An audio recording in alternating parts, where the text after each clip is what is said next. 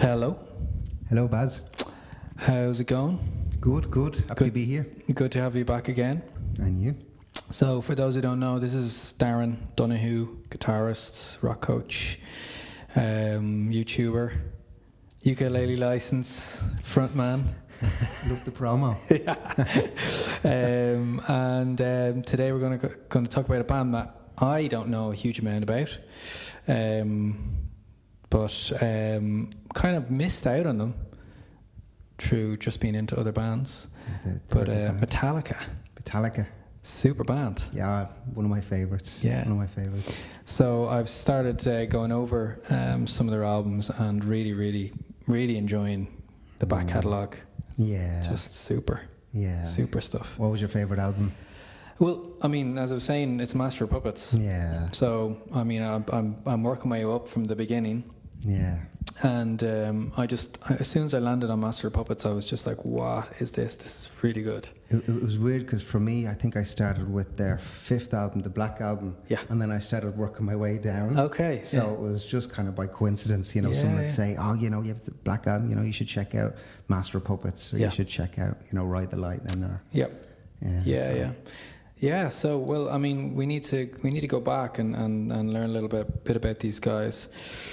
So when was this first encounter with Metallica for you? Oh, for me, when I think it was around 2002 or 2003. Okay. And yes, someone kind of recommended Metallica album, and I was just starting to get into rock, and I'd kind of heard about Nirvana, and I was after buying an album, and then they said you should really check out Metallica, and I heard kind of the first song off the Black Album was Enter Sandman, and I knew it, but I didn't know that I knew it, if you know what I mean. I think it was just a song that must have been playing, at some point. I'm sure I heard it around. Yeah, I mean, as a guitarist, you're going to play that lick, that opening. Okay, so I guess for people who have never heard of Metallica before, they're a heavy metal band, right? Oh, yes. And they formed in 1981. They're from Los Angeles. James Hetfield is the main man. Yeah. Lars Ulrich, drummer. Yeah, I think he started the band as well. Okay, and I think he's Danish. Is he? I think so. Yeah, I remember. I saw a Danish. documentary years ago about them. So Lars was based in San Francisco. The two of them seem to be the ones who started the band, or was James involved at the very beginning? Do you know? I think Lars Ulrich put up an ad in the newspaper when they used to be popular. Yeah. And James Hetfield responded. Okay. And then I kind of started from there. They were looking for a guitar player. Yeah. And they found Dave Mustaine, funny enough, which, on a side note, was part of Megadeth, but he was the original guitar player. Okay. So they had those three, and then they were looking for a bass player, and I think the member that they found was this amazing bass player, Cliff Burton. Yep. Was his name. First bass player, right? Yeah, first bass player. Yeah. So I guess this is back in the 80s, 81, early 80s, and they have a long way to go. Yeah. Their first album I listened to was definitely very, very different from their third or fourth album. And it's funny because I think that they were the albums that all the hardcore fans, like when, for example, they brought out even And Justice for All, they released a video for, I think it was One, that's one of the songs off the album. And people were going crazy saying, like, you sold out. Yeah. So, like, I think a lot of the original fans were like, Kill 'Em All. Yeah. Ride the Lightning, Master of Puppets, and that's it. And then a few people might say, And Justice for All. Yeah, okay. Great. So, Lars put the ad in the paper, and I think that this is what the ad said: drummer looking for other metal musicians to jam with. That's, guitarist James Hetfield and Hugh Tanner of Leather Charm answered the advertisement. So, let's jump on to their first album. Kill 'Em All. Yeah. 1983. Yeah. Yeah, great stuff. definitely old school. Super metal. old school, like even if I dare say like kind of thrash metal nearly. When I think of that album, I think like Seek and Destroy. Yeah. Kind of those songs that I even still hear people play now. Yeah. Really good album. True. Got a favorite song off that album? What do you think? I think maybe for me, Seek and Destroy will be the one that's probably the most popular. Okay. All right. Let's have a look at that. Yeah, that's a really good one. Come on. Seek and. All right, seek and destroy.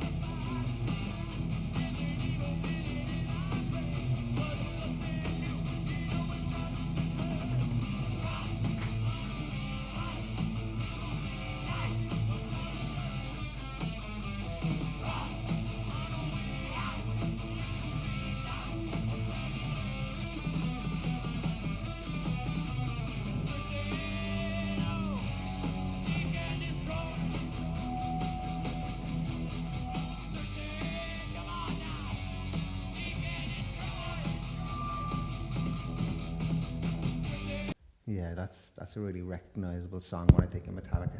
Yeah, big time. Seek and Destroy. So, so that's Kill 'Em All.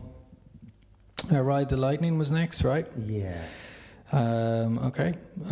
So again, in the same kind of vein. Anything stand out from that? I think all the tracks really are great. I think any of them. Yeah. That's definitely one of my favourite albums. Okay, so this was 1983. The album helped establish thrash metal, a heavy metal subgenre defined by its brisk riffs and intense percussion. Brisk riffs, I like that. Could be the name of your next band. Yeah. After finishing its promotional tour, Metallica began composing new material, and from September began performing the songs that were to make up Ride the Lightning at concerts. Because the band had little money, its members often ate one meal a day and stayed at fans' homes while playing at clubs across the United States. Wow. I mean, how things changed. Oh my It's pretty God. amazing.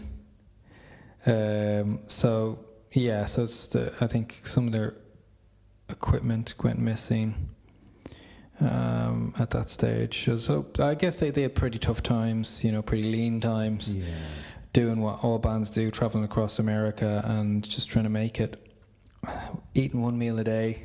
My God. That's rock and roll. That's rock and roll for you. So there's a lot of good songs off this. For Whom the Bell Tolls is probably the one I think so. we'll take a look at. Featuring the bass as well. Of course. All know Cliff Burton over here. Everyone, hi Cliff, how you doing?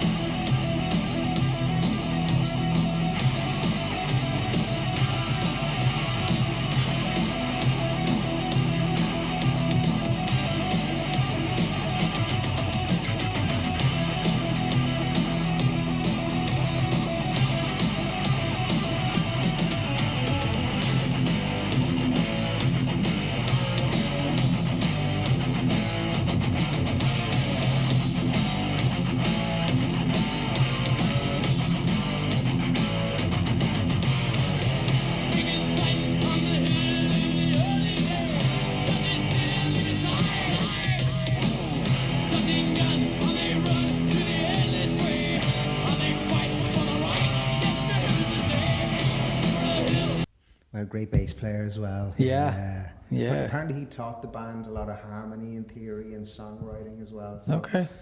it's really interesting. That is interesting, yeah. Yeah. Okay, so that was Ride the Lightning. Well, the album was Ride the Lightning. Great album. Yeah, For Whom the Bell Tolls. Famous for the Cliff Burton bass solo. Yeah. So we're on to Master of Puppets next. Yes, yeah.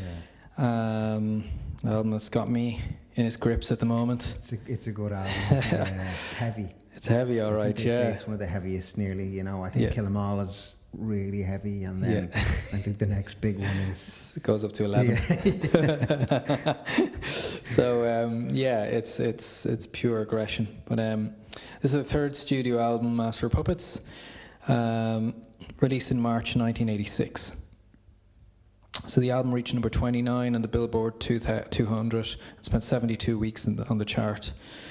It was the band's first album to be certified gold and 6 times platinum.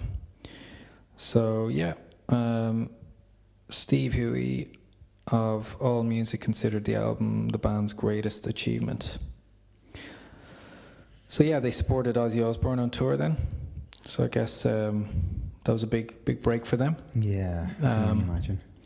And Hetfield broke his wrist while skateboarding. Yeah, and then I remember that. Yeah, they had to cancel a few shows and things as well. Yeah. So they had a guitar technician, John Marshall, playing rhythm guitar for them during that. Wow, the show must go on, you know. So yeah, then tragedy strikes. Yeah. 1986, September, on the European leg of their tour. They drew cards to determine who was sleeping in which bunk. Yeah. On the tour bus. Burton won and chose to sleep in a particular bunk. And yeah, in Sweden, the driver lost control. Yeah. And the bus crashed, overturned a few times. And the rest of the band seemed to be fine, no serious injuries, but Burton was unfortunate and died.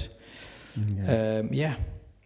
So obviously a big change for the band. He was quite a driving force. Yeah. I think that was obviously his last album, and then they obviously had to go through the whole thing of auditioning. Yep. New people, and you know, I think they had huge amounts of people that auditioned, and they finally went with, I think it was Jason Newsted. Yeah. So they have a list here of people who were interested in doing it, including people like Les Claypool, which would have been super interesting to hear. That would have been, that mix. So I felt kind of bad for Jason Newsted as well, because I think kind of trying to fill those shoes, and I think in a sense they hadn't really kind of dealt with, you know, the grief, the grieving process, and I think poor Jason, he got kind of got it hard. He got it hard, you know. He did, and nobody's gonna.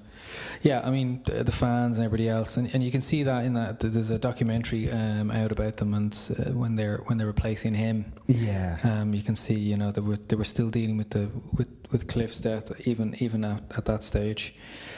And even in the mix of, I know I'm skipping ahead to the next album on Justice for All, but the one that Jason Newsted was on, even the bass playing, it was so, like, even it was mixed in a way where it was like, you're not important in the band, and you know, he even comments on that and kind of says like, you can't hear the bass in the track, it's been mixed in a way where it's guitar, you know. Yeah, that's common occurrence, bass players, you know. Unfortunately, it's happened to many great bass players in the past. And Justice for All is next. So 1988, that was released. It was a commercial success and obviously featured their new bass player as well. Platinum 9 weeks after its release. Yeah. So they're really starting to do the numbers now, getting massive fame, and went on tour with that album. They got a Grammy Award nomination for that. I think that was their first video as well, I think. Yeah, okay. I think so. And let's see, what song should we pick off that? And I suppose the big one would be wherever. One maybe, but Yeah. The cerebrum has suffered massive and irreparable damage. You never know what has happened to him. Had I not been sure of this, I would not have permitted him to live. Where? Father? I need help. What is democracy? What is democracy? Got something to do with young men killing each other. When it comes my turn, will you want me to go? For democracy, any man would give his only begotten son.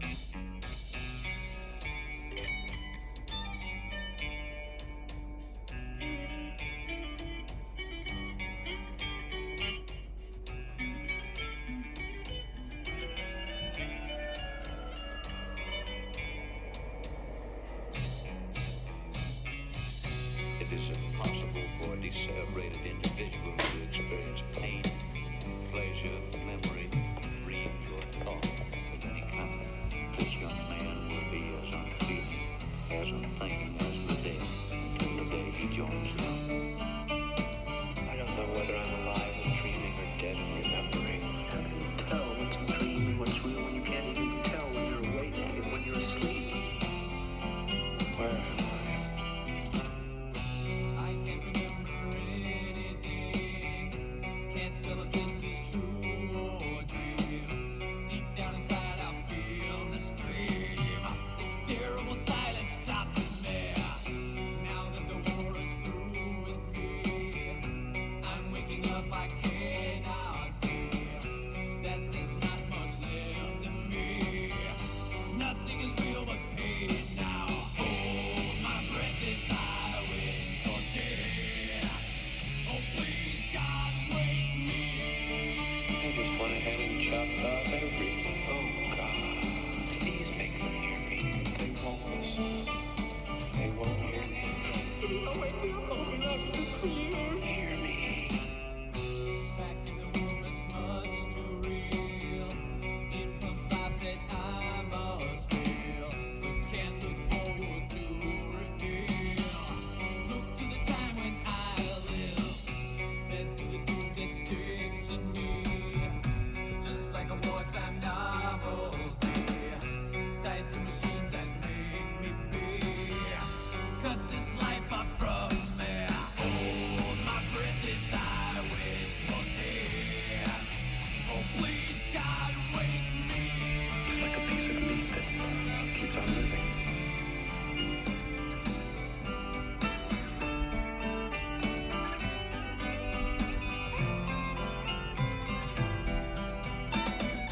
It won't always be like this, will it? I can't live like this. I can't. Please, no, I can't. I can't. Help me. Somebody help me. Mother, Maria. Help me, Mother. I'm having a nightmare and I can't wake up. Now the world is gone. I'm just one. Oh, God, help me. Hold my breath as I wish for death. Oh, please. Okay, so that was one from Justice for All. Moving on to, I guess, the big one, the big one, yeah. Metallica, the Yeah. Black Album, isn't Yeah. it? Yeah.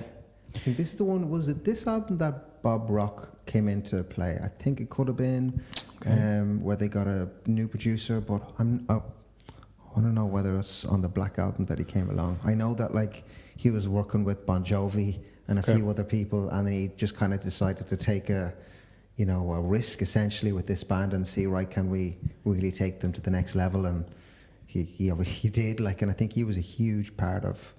He was almost like a band. He was one of those producers that was a band member himself, I feel, you know. Okay, yeah, a big influence in the band. Yeah, like he'd tell, everyone what, ideas that he'd have to bring to the table, whether it be the drummer could change a part here or there, or... Okay. So, Metallica album, commonly known as the Black Album, is the fifth studio album, released in 1991. Recorded over 8 months in Los Angeles. The band were fighting with their new producer Bob Rock. The album marked a change in the band's sound from the thrash metal style, the previous 4 albums, to a slower and heavier one rooted in heavy metal. So, big songs on this, big hits: Enter Sandman, The Unforgiven, Nothing Else Matters, Wherever I May Roam, and Sad But True. They're all hits. Yeah.